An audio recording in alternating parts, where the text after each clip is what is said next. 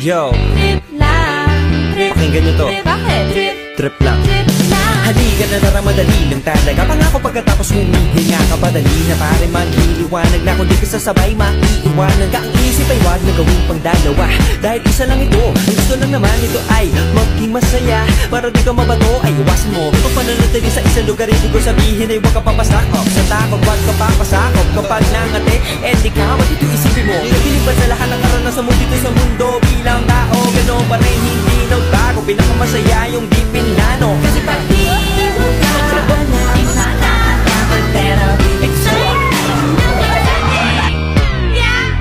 Sumabay na sibat na ng bahala. Oras na subukan at di bala. Minsan lang kaligaya. Mag-enjoy, magsaya, walang mahala.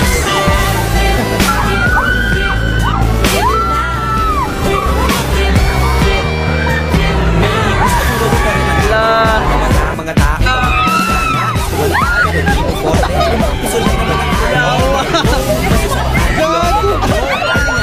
gusto lang naman bigay lahat sa ginagawa mo na sa ganun ay wala masabi ang ibang tao. Sa ginagawa nating mundo ay maraming lukol o hindi mo naman inaano. Ano ba talaga ang kailangan nyo? Siguro ang trip nyo rin, hindi nyo lang magawa. Kung ganyan na sakyan mo na lang, wag ka na mag-alala kung saan to dadalhin.